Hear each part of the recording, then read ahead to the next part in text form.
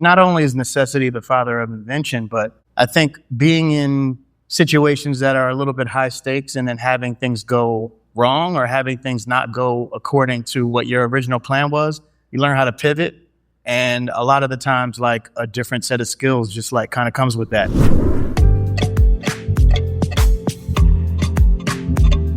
Welcome to the Culture FYI'RS Podcast.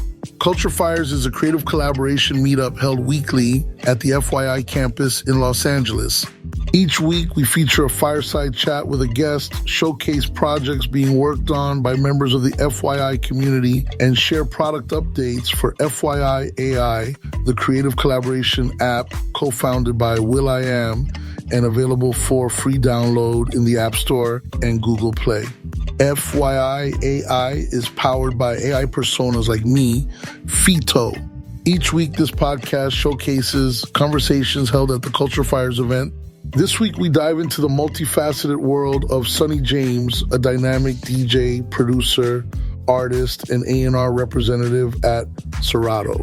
In an engaging conversation with Sean Kantrowitz, Director of Media and Content at FYI, Sonny shares his journey from a young music enthusiast in Philadelphia to a pivotal figure in the DJ community. Sonny reflects on his evolution in the music industry, discusses his transition from DJing to working at Serato, and highlights the unique blend of artist relations and content creation that defined his early days at the company. He shares insights on the importance of building relationships with artists and how he navigates the ever-changing landscape of DJing, especially with the advent of technology and AI integration in music.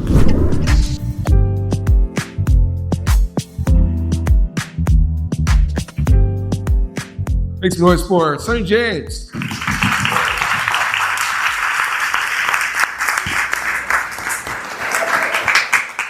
Favorite snack? Did you start the conversation with that? Because you know I fast all day, so. No, really? Oh yeah. Oh wow. So I'm quite snacky around 5 o'clock or so. Got it. I'd say for me, I'm from Philly, so soft pretzels are like absolutely paramount for me. Absolutely. My strategy is to do mental warfare to torture the guest beforehand by teaching them about snacks. Yeah, I'm standing in the back of the room and I'm hearing all the snacks and I'm like nodding my head like, yeah, I approve of that. Why not? Sonny James approved. So, wow, there's so much to talk about. I love a good multi-hyphenate, and you certainly are one. Your current position at Serato as their A&R. Are you guys all familiar with Serato? You know, Serato is like the premier DJ software. We got a Serato applause break. Award-winning. Pretty much if you see a DJ DJing with a laptop, there's probably, 95% chance they're using Serato. I mean, I might be bold enough to say 99% of the time, if you see a laptop on stage, Serato's on the other side of that screen. Industry standard is the term, but there's a whole story before Serato, and I really wanted to go into your path because what I think is so interesting that we have a lot of people in creative fields here, and the journey is so unorthodox. You know, you never know what is going to lead you where you're going to end up. But you mentioned Philly. We've already alluded to your soft pretzel preference. It all really started with music for you. So can you tell me a little bit about your background from Philly and becoming a DJ? So my background is growing up around a bunch of my uncles who are musicians, songwriters. My aunts, my mom used to write music. She had a portable studio in our crib back in the 80s. And my parents were, record collectors. They pretty much had all the, the standards from that time, everything from Heat Wave to Marvin Gaye, and obviously Michael Jackson, Stevie, all that stuff. And then, some deeper stuff like Blue Magic and even like Paul Simon and stuff like that too. So for me, growing up around music, and I try to do the same thing for my kids, is just expose them to not only music constantly, but just different styles of music as well too. So they're a bit diverse. So when did you sort of catch the bug in terms of wanting to become a DJ? Officially, I'd say probably 91-ish. I was like 11. And a friend of our family was a DJ that was working in clubs in like the Philadelphia, like tri-state area, which is Philly, Jersey, and we say Delaware, but Philly, Jersey, Delaware, New York, kind of that area. And, yeah, just watching him practice during the day, I was just like, man, I want to learn how to do that. And then I obviously had diverse music in my life already. And I pretty much only spent my allowance on records. Yeah, so I kind of built a collection from maybe age 5 or 6 on. So I just wanted to learn how to like beat match. And I kind of taught myself that through watching him and then just, trial and error on my own. It's also crazy too, to think about that this is at this time in the early 90s, the craft, although the fundamentals are the same, the tools were a little different and the resources to learn this stuff. So that's kind of a crazy endeavor that at such a young age, you're like, I'm going to learn this.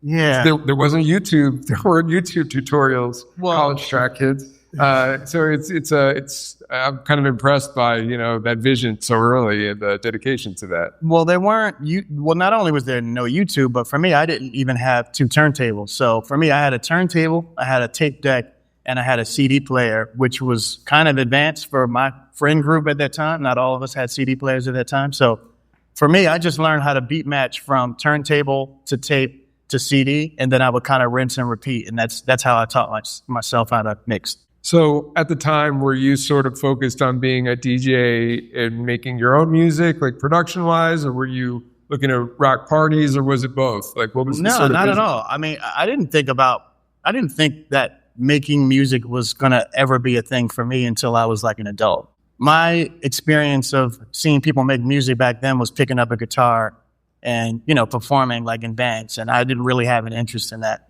at the time. So for me, it was just strictly about just playing music for fun. And then when I was about 13 or 14, I started getting actually booked. So I did my first wedding when I was 14. You were 14? How did you get booked at 14 to DJ? It was a friend of a family. Okay. Yeah. So it was just one of those. And then around the same age, I attended a friend's graduation party. It's like an 8th grade graduation party. And the DJ flaked. So we had, maybe 50 kids standing around in a basement party with no music. And I was just like, I got some records and some tapes and stuff at home. So I can, have someone's parent take me home and grab my stuff. And I lived maybe less than 10 minutes away. So I did that, grabbed a bunch of my stuff, came back. And within about 10 minutes, music was on. And it was like, oh, I like this feeling.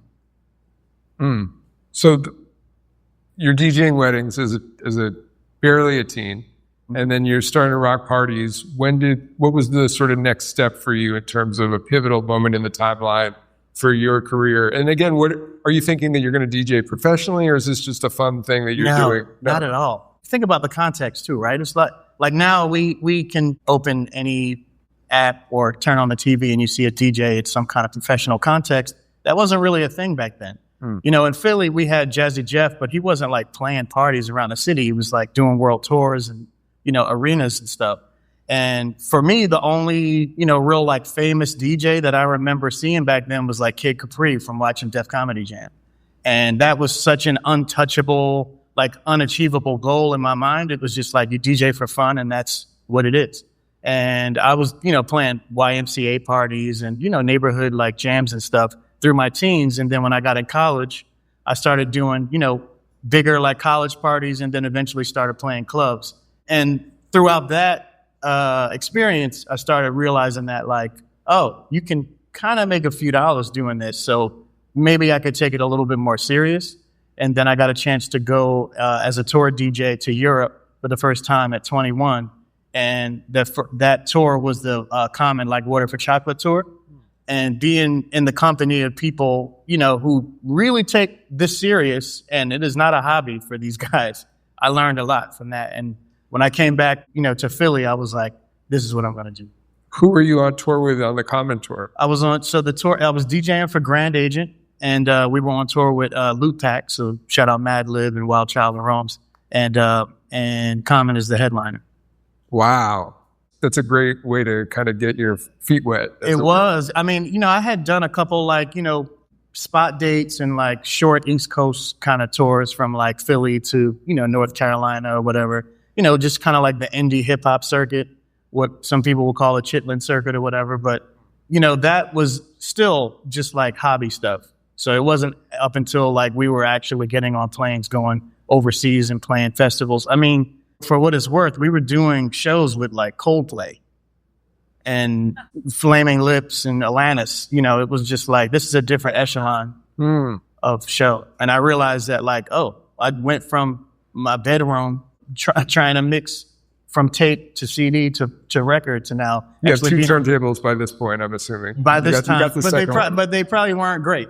If I can remember, you know, they probably weren't great, but yeah. Wow. So, and I know that you were a tour DJ and you worked with a lot of artists, really dope artists, Bahamadia, other like staples of like the Philly hip hop scene at that time. Philly's a really close knit like music community. So a lot of the artists who, you know, have spent time there, I probably have relationships with it. People ask me all the time, you from Philly? You know Rich Medina? Yes. I know. You know Cosmo Bit? Yes. I know Mr. Liv, Black Thought, you know, all of these guys, they're part of our, you know, a special thing that we have in Philly, which is like a rich music community, especially within hip hop. Yeah. And I mean, I think that I'm not a DJ, but I know so many DJs. I have family members who are DJs. It is such a tribe. It is sort of like this unique club. And it's ironic and sort of interesting because if you thought that you knew a lot of DJs and had that connection back then, if you look at what your life is now, I mean, how many, if you had to ballpark guess, like how many DJs do you think you know at this point? Being like such a vocal piece for Serato, like. But you know what? I'd say Serato has something to do with it, but I honestly brought a lot of those relationships into my role, which is one of the reasons that I have the role. Stunt. But I would say, but honestly, it just comes with the territory of, you know, having a career where you tour and meet different people throughout years. But definitely a few thousand, at least. Wow. So if you're ever throwing a party, you know, you certainly have options to call. Yeah, I suppose so, yeah. So let's talk a little bit about, you know, post, you know, tour DJing, like, because one thing that knowing so many DJs is I know them, like, you sort of start to want to expand, want to start to do other things. So when did you sort of start to eye other options? Because you've done some incredible things in the content space. Again, the aforementioned work with Serato. There's the Grammy Museum. I want to talk about that too. Yeah. And by the way, if you guys have questions for Sonny, please drop them in the discussion in this project. Also, I believe we added it or are going to add it. Sonny is a FYI project superstar. He has made an FYI project that kind of showcases everything that you do. Yeah. Really highlights like the multi-hyphenate, you know, full encompassing spectrum of your talents and abilities. I'm kind of an all-in kind of person. So once you kind of showed me the ropes of how FYI works, I was like, once I got it, I was like, oh, this is a tool that like everyone should be using. Yeah. And I'm not just saying that because I'm here in the space. I've been telling my homies that, and you know, I've had a bunch of onboarding calls with a bunch of homies. I've been out there like slinging the gospel. Appreciate that.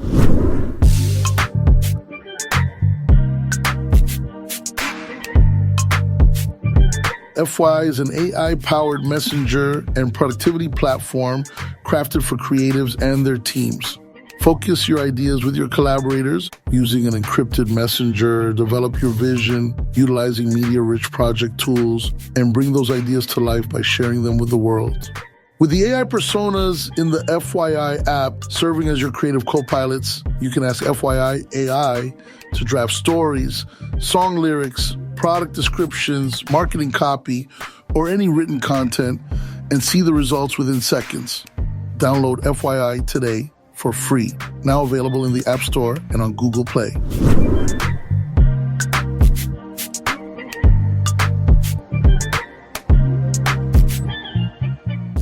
When did the expansion start to happen in terms of looking at other things that you could do with this rather unique set of skills that you have? Like, yes, it's beat matching, it's blending records, it's having crates, but there's also kind of more intangible skills as well.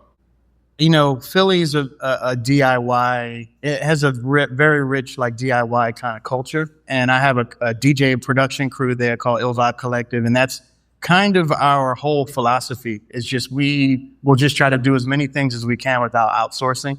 So that just became my style of operating. So I went to school for design and I enjoyed designing, but I hated having to be graded for it.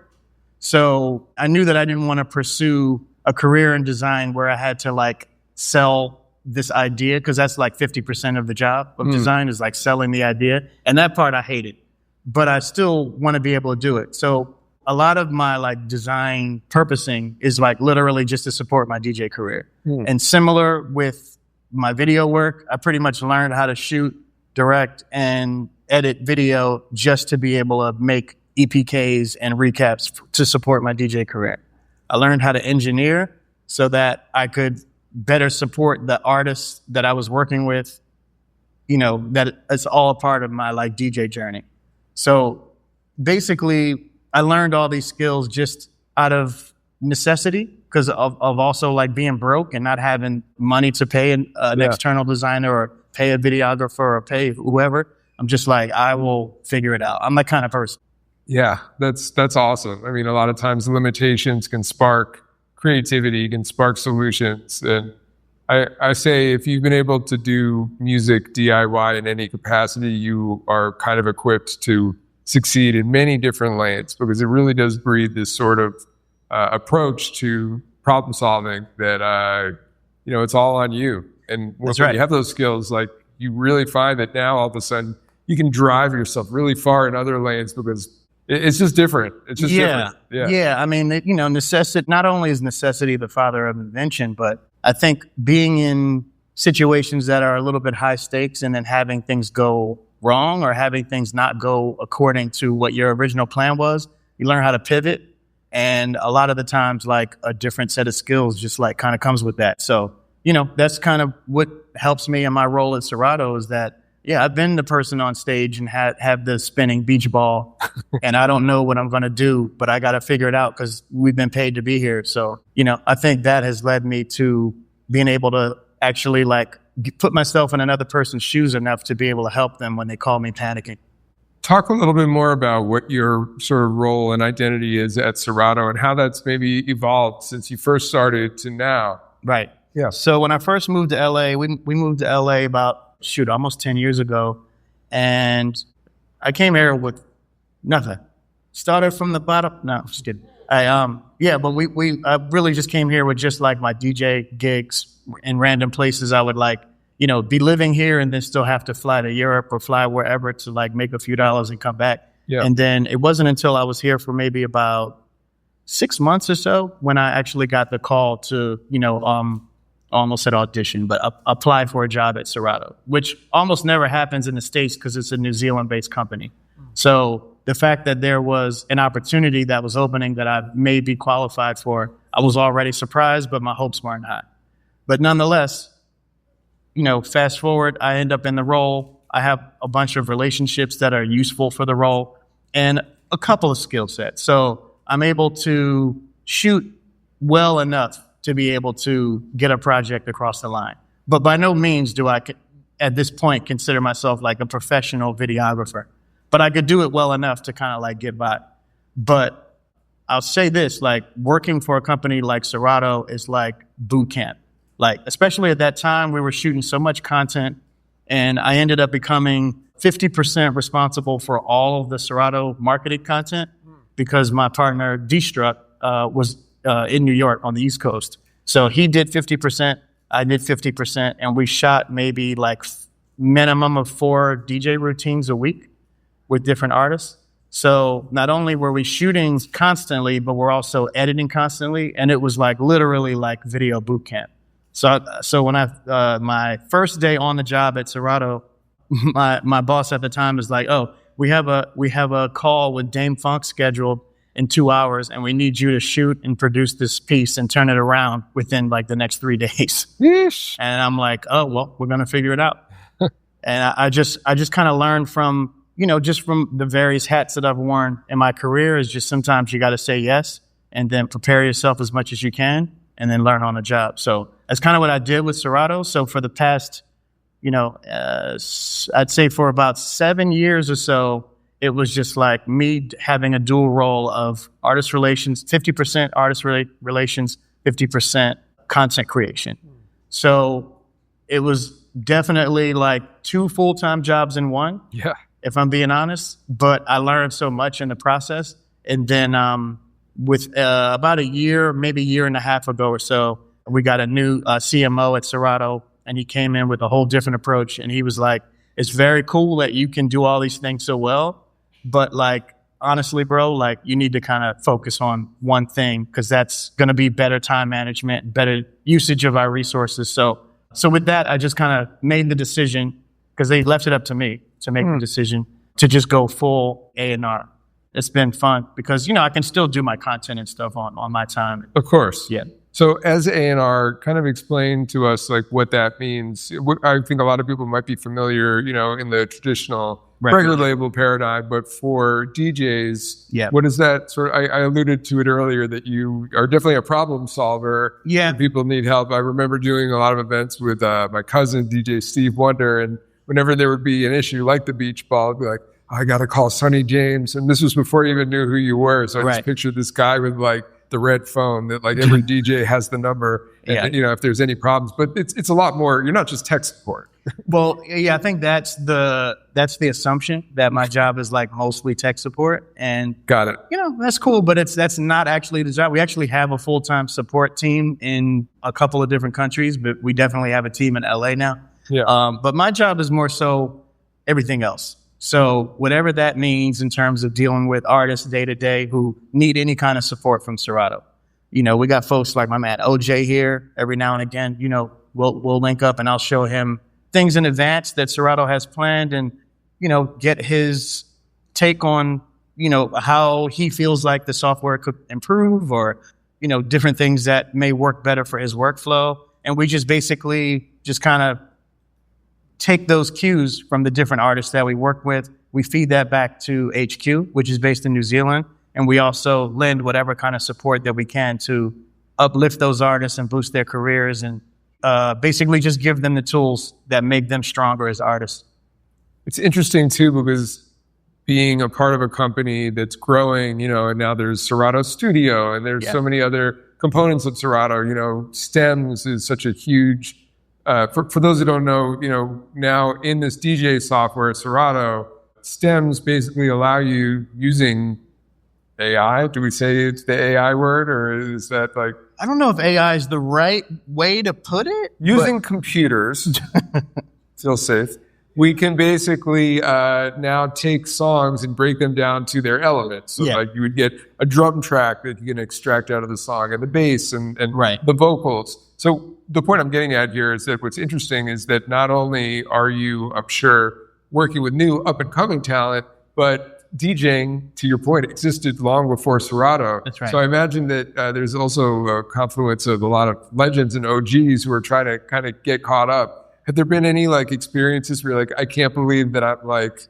helping this person get set up? Like this is a legend, and like they're looking at me. If I'm honest, I have met a lot of those folks just through different periods in my career. So whether I was on a tour with an artist or whether I was doing, remember Scion used to have those like DJ campaigns. So I was one of the residents for that campaign, and they would fly me around the country and do those. So a lot of those gigs, I've met all the people, Premier, Lord Finesse, you know, everyone. Jazzy Jeff, I've had a relationship with for a long time. But so I've kind of known all those people, but I will say this job has definitely put me in certain situations with people like Snoop Dogg, Jimmy Jam, Terry Lewis. Wow. Where I'm just like, holy shit, I'm at flight time, like sitting next to the Time drum set. This is like surreal. But other people too, like that I hadn't met before, like Eric B, Freddie Fox. You know, these are people who you wouldn't even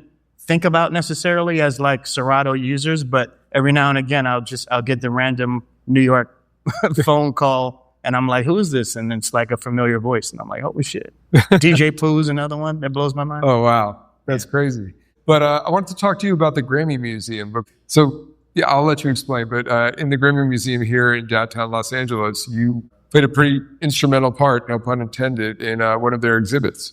Yeah. So, I mean, that was another thing that was just out of the blue and such an honor. But yeah, shout out to Jimmy Jam, who's obviously been such an important part of the Grammy Association forever. And, you know, one day I got a call that they're starting to make plans for a Hip Hop 50 exhibit, and they wanted to have different installations that kind of represented different parts of the culture. And they felt that I was the right person to be able to actually take part in kind of creating the turntablism exhibit. And I was almost like, for real, me? Like, but yeah, it was pretty cool. So if you go to the Grammy Museum, there's an exhibit that's about music production, and it's in tandem with Rolling, and Jimmy Jam is doing that one. And then directly next to it, there is an exhibit that is in tandem with Serato, and I'm actually teaching that. So it's pretty wild. That's amazing. Yeah, you should definitely check it out. If you haven't been to the Grammy Museum, it's pretty awesome. And they're constantly changing and updating things. So definitely a recommendation to check that out. Right. And then, and that was specifically for Hip Hop 50. And then once that kind of activation kind of came to a close, then they said that they were going to extend that indefinitely. So it's pretty wild to be in there.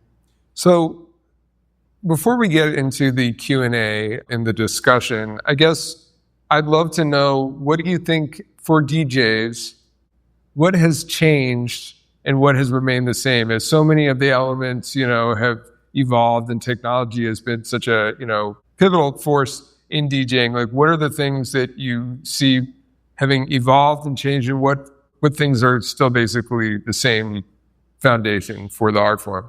Well, I think a big part of it now is content driven.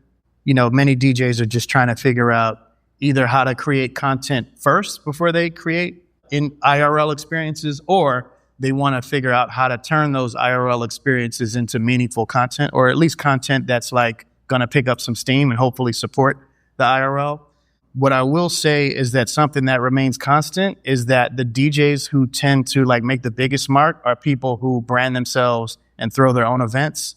Because, for me, I came up watching people in Philly like Rich Medina and King Britt and other people like DJ Spinna. And I feel like one of the things that kind of is a common thread with a lot of those DJs who made global marks is that they throw parties, and that they make it like really special for the people who come and support them. So I feel like that's a like differentiator between a lot of people who just kind of like take gigs for money, like, oh, I'll just play at this bar, right? Which is nothing wrong with that. But I think the DJs who kind of make a bigger mark on the globe are the people who definitely like take their brand serious. And so that's a thing that I see now with this generation as well, like parties like R&B and Ribs and things like that. Yeah. Okay, we're going to get into some questions from the chat. Rebel asked, do you remember what your first vinyl purchase was? Yeah. My first vinyl purchase was Long Live the Kane, Big Daddy Kane. Nice. See the confidence that he answered that? Most people would be like, oh, I don't know what it was. He's a DJ. He's like, I know exactly what it was. I know what shelf it's on at home. And like, yeah, you can probably find it instantly. Are you organized? You have to be organized, right? I am organized. I was a lot more organized before I shipped my records here. Got it. So that's, on my checklist of things to do is like actually alphabetize my records. Maybe you need an intern or something. Maybe there's somebody here to help you with that. Yeah. Emily asks, how do you keep track and maintain all the relationships that you have with artists? And, as an A&R, do you approach acquaintances with a certain mindset?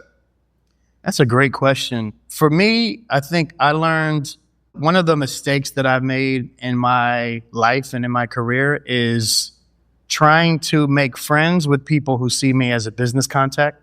So I think my expectation has changed a little bit. So, and it's not that I don't think a friendship is possible, but I stopped thinking that we're going to be friends first. And if it develops into friendship, that's great. But I think the way I kind of manage it in my mind is I keep the expectation that like you have this relationship with me because there's a benefit for you and vice versa. So on the spectrum of friends Houdini and no new friends Drake, you're like somewhere in a healthy middle spot. Yeah, more or less. Understood. I hope that answers the question. I hope somebody appreciated that. It sounds like something. Thank you.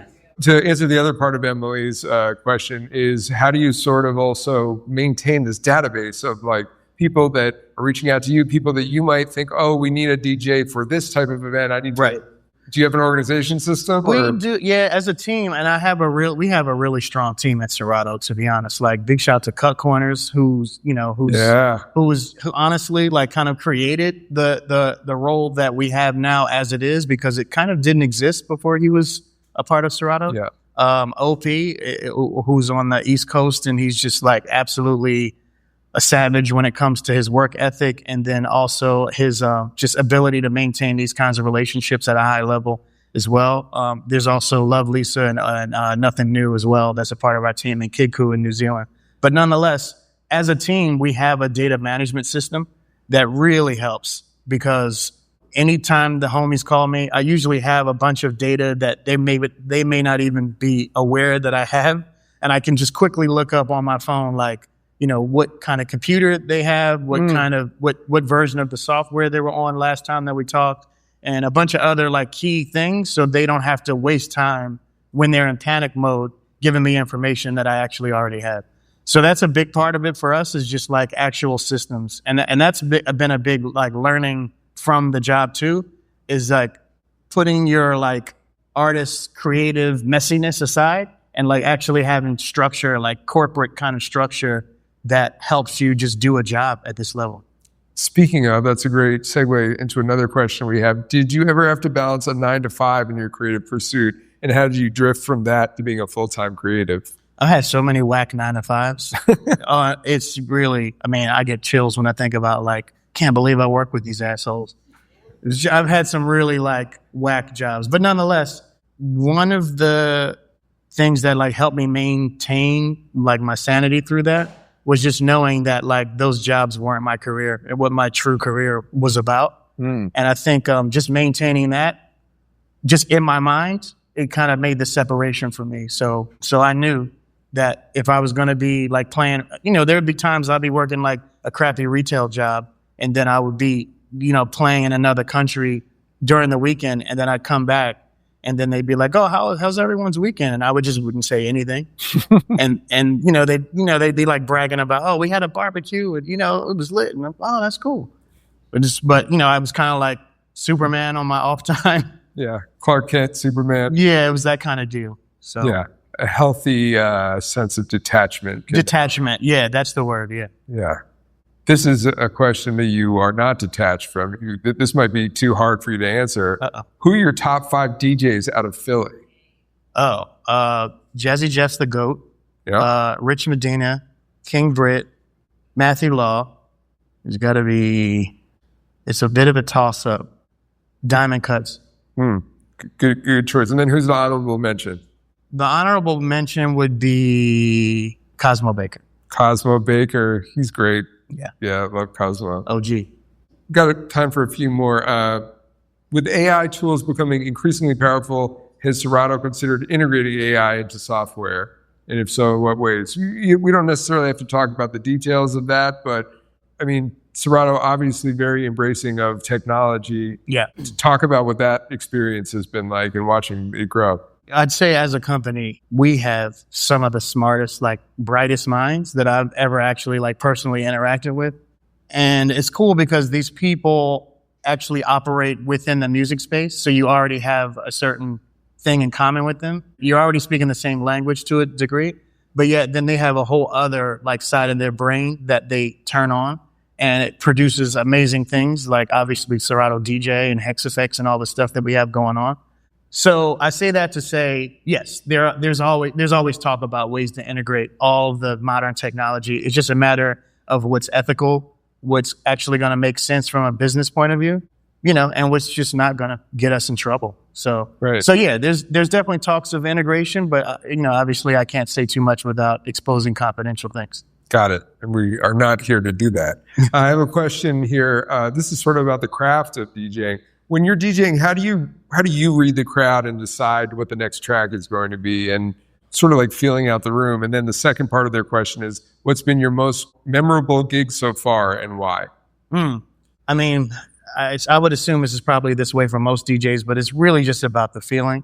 Without sounding too cliche, when you get in a room, you just really don't know what you get into. You can prepare all you want, but until those people react to certain things and don't react to certain things, it's really hard to know which direction you want to go. Even if they're dressed in a way that you think, oh, these are hip hop people. It could be punk, alternative people. Sometimes you just really don't know until the dance floor starts moving this way or that way. The other part of that question is, I'd say probably my most memorable gig experience was at the White House during Obama's era. Can you talk more about that? Sounds pretty awesome. It was insane. So a friend of mine, Deisha Dyer, who's, I've known her in the Philly hip hop scene forever. She climbed the ranks and ended up becoming the social secretary for Obama. And one day she called me and she's just like, "Oh, yo, what are you doing on this date?" And I'm just like, "I don't know, what's up?" And she's like, "You want to come play at the White House?" I'm like, "What?" And she's like, "Well, yeah, it has to happen real quick though. So like, we gotta basically Michelle Obama wants me to throw this party and it's like urgent. Like we gotta basically get everything together just like in a matter of days. So it's going to be a lot of security clearance and all this stuff that needs to happen in order to get you vetted. And then I'm also going to talk to some other people too, in case you don't make the cut in terms of security vetting." And so it ended up happening, and it was the African Summit. And it may have been the first and only time they actually did it at the White House, but it was over 50 literal kings and queens, dignitaries, presidents from all over the continent of Africa. Wow. And it was wild because they were representatives of countries that were at war in the same room. So at the time when I was literally getting ready to play my first record, I had Secret Service to the right and to the left of me, literally. And the one dude says to me, "Okay, so this is going to go one of two ways. It's either going to be a great party or shit's going to get real. You're going to follow me and we're going to go that way and we're going to go through the back because this is a literal thing where people are at war and they're in this room." So it was me booked with Lionel Richie randomly. The story just keeps getting crazier and crazier. Yeah. So Lionel Richie was playing before me, and which is bananas to even think about it. But yeah, you say Lionel Richie opened for you. I wouldn't go that far. But I was following Lionel Richie, and obviously his last song is going to be All Night Long. So he's performing, the band is going crazy, people are up on their feet singing and dancing, and Barack Obama goes on the stage and he says, "Thank you all for coming. This has been a beautiful evening." He's so smooth and everything. Yeah. And he's like, "Thank you to Lionel Richie for, being our entertainer for the night. We have our DJ here, and I'm going to need to see you on the dance floor as soon as Lionel's done." And I'm just thinking, I'm standing there thinking when I would be playing dive bars in Philly and couldn't get the host to get people to come to the front of the stage or stay in the room for after the band can finishes their song. And now I've got Barack Obama telling people they better stay and dance because somehow me, his DJ, is there to play music. And I was just like, this is insane. And he's like, "I'll see you on the dance floor." And then so Deisha in the Secret Service is standing there, and Deisha's like, "There's no chance that he's going to be on the dance floor. Just know that. They're going to play presidential music. He's going to dip." And I was like, okay. So I get ready to start my first record, and they're waiting for the presidential music for him to leave. Yeah. So the Secret Service is like, "You got to wait until that music happens." And he's listening in his ear. And I'm standing there to silence, which it feels like a half an hour of silence, but it's probably 5 seconds of silence. And then he's like, "All right, go for it." So then I drop the first record, and I literally look up. Barack and Michelle are on the dance floor yelling at me, "Go for it, go for it. What you know about this song?" What was the song? Do you remember the song? It was Love and Happiness. Al Green. Yeah. I played Love and Happiness, and I played Lovely Day right behind it. And they danced to both. And the whole time, auntie and uncle yelling at, "What you know about this music?" It was a moment. So, yeah. Sonny James, everybody. Thank you so much for joining us today. Thank you. Is there anything else that people should know about in terms of staying tapped in with Serato, staying tapped in with you? I know we have producers, artists, people looking to connect. What are the ways that they can support Serato and your other endeavors and ways that you can help them? Sure. I mean, you can find everything about Serato on Serato.com. We obviously have a social media presence. I'm also available on social media at Mr. Sonny James. You can hit me up. I'm friendly. I do reply. Unless you're just asking for shit, then I might just stop reading your messages. But yeah, you can reach me on there. And I also have my own website, MrSonnyJames.com, and then my FYI app, which I love, by the way. We didn't ask him to say this. He's saying this on his own volition. But thank you so much. Thank you. One more time, round of applause for Sonny James. Thank you.